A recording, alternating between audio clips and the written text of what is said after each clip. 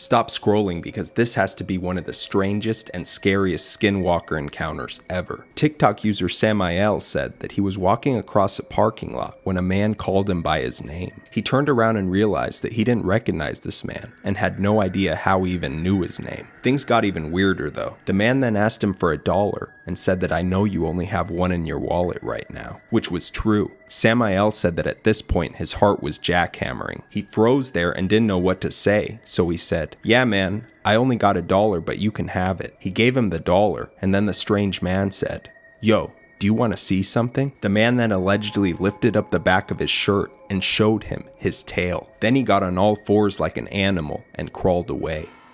Here's another video that's blowing people's minds.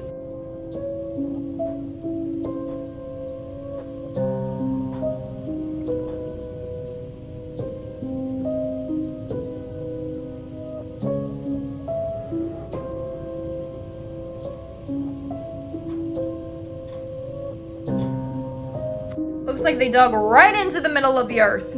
At least, that's what I thought when I first saw the video. Explanation coming in, part 2. Alright, so let me explain this video because you guys are dying to know, even though I saw some comments and people guessed it right. And no, this is not green screen, believe it or not. This is the top of an underground brick kiln. Places like Pakistan or India have a lot of these. Or it could be an underground oven as well, but a brick kiln is more likely. So no, it's not the depths of hell, but I saw this comment and it's really scary. Apparently sometimes those kiln owners throw slaves into them to burn alive, which is really sad. Anyways, the mystery behind this has been solved.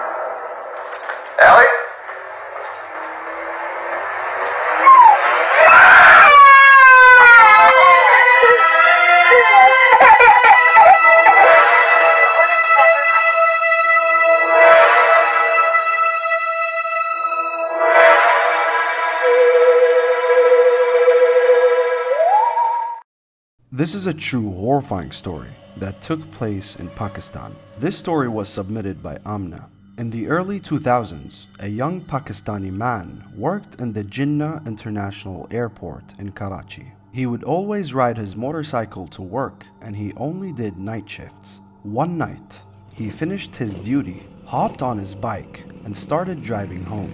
All the roads were empty as it was past midnight. As he was driving, he saw a woman sitting on the edge of the road, crying. He was hesitant to approach, but he felt bad and approached her anyways. He asks, "Is everything okay?" She says, "I forgot my way home. Can you take me?" He says, "Of course." The woman hops on the back seat of the motorcycle and he starts driving down. The woman in the back seat starts sharing stories to this man. She tells him stories about the Pakistan and India partition in 1947 and how many people suffered and died during that era. And she would tell these stories very vividly, as if she lived back in these times. Moments later, she points at a deserted area on the side of the highway and she says, "This is where I died." He looks at her hand as she points and he realizes that this isn't an ordinary human being. His spine shivers from fear. He jumps off his motorcycle at a very high speed. He starts running with his injured arms and legs. He looks behind to see if the woman is behind him. And there she was, standing still from a distance without a single scratch. He luckily sees a police car approaching and he loses his mind. He explains everything to the police officer while the woman still stands and stares at him from a distance. The second he gets inside the police car, the woman vanishes. What could this be? Who is this woman?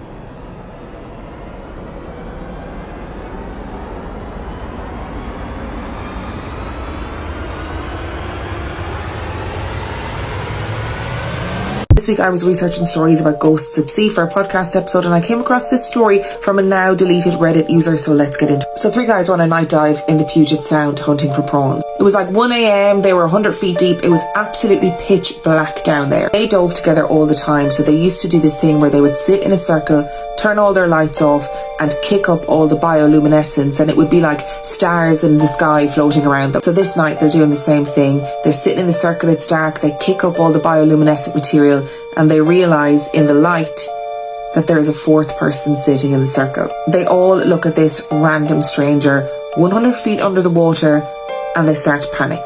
It was 1 a.m, it was a night dive. There was nobody prepping for a dive when they were prepping for their dive. And also, nobody would be alone diving in these conditions. It would just be too dangerous. They also realise that this guy is wearing a wetsuit in really, really freezing conditions. He has no boots, no gloves and no fin. They're all in this circle staring at him when he just waves and smiles and swims away. And as he swam away, they realised that he had a huge gash on one of his legs. They couldn't understand why this man was diving 100 feet deep in the dark on his own. They also couldn't understand how he could swim so well without any fins. And the water was freezing. There was no way he wouldn't get hypothermia swimming with no boots, no gloves, and in a wetsuit, not a dry suit. And the reason why I love this story so much was how the Reddit user finished the post. He said, "Whenever you're in a place where you should be alone and someone just turns up, like in an alleyway at night time, it's weird. When it happens 100 feet under the water, it's terrifying." This guy fully encountered a skinwalker. Listen closely.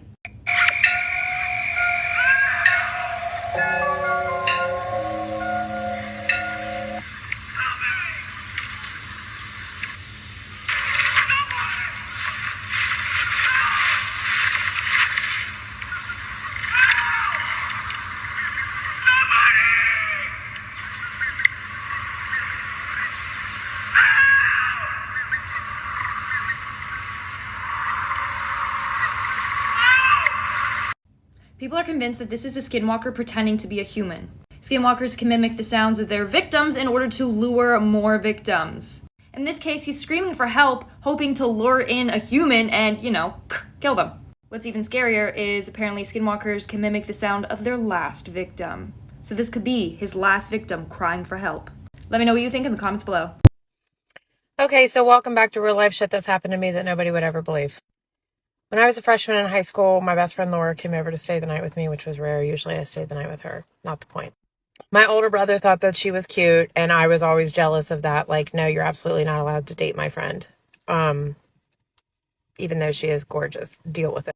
So anyway, one night, you know how girls are in the bed and they're like talking and you're laying in bed, all the lights are turned out, and then all of a sudden you just kind of like wind down your conversation, and it's just kind of assumed at this point that it's like nighttime, right? Like we are going to go to sleep now. Well, this was happening. This was the moment. And we had just got done with conversation. We were kind of winding down, and I had a door that was really plush against the carpet. So when the door, my bedroom door, would open, you could hear across the carpet. Does that make sense? So as we're both lying there in the dark, you hear the door open. And I immediately say, Brian, my brother, get out of here. Laura's staying the night. Go. And I don't hear anything. So I assume he goes away. A few minutes later, I hear my best friend Laura giggling. And I'm like, Brian, I know you are not over there. You better get your ass out of my room. Goodbye. Because at this point, I could like feel his presence. I knew that he was over there. What was he even doing over there? Like, I couldn't see him, but it was pretty dark. And I had my eyes closed, and I was just like basically with my back turned, like, get out. So fast forward the next morning. We wake up, and Laura's like, your brother's crazy. And I'm like, oh God, he's so annoying. And she's like, yeah, he was like, he crawled over on the floor. And she was like, I had my eyes closed the whole time because I was just whatever. And he was like right by my face going, hey. And she's like, I didn't open my eyes because I didn't know what to say. B, I was just trying to act like I was asleep. Oh, I was infuriated. So I go stomping down the steps to go get his ass for that one. And when we get down there, my mom's not there. Can't find my brother. I see my stepdad. He's all distraught. Anyway, my stepdad goes on to tell me that my brother had been in a really bad car accident the night before and didn't make it home. And that she and I were home alone because him and my mom had to leave. And we didn't know it, but we were home alone the night before. And there was nobody in the house. And I heard the door open. She heard the door open. She heard the whispers. I felt the presence. So yeah, it's just a ghost that was flirting with my best friend. Happens, right? Some creepy shit you will see on a Ring camera. I'm so glad I have mine.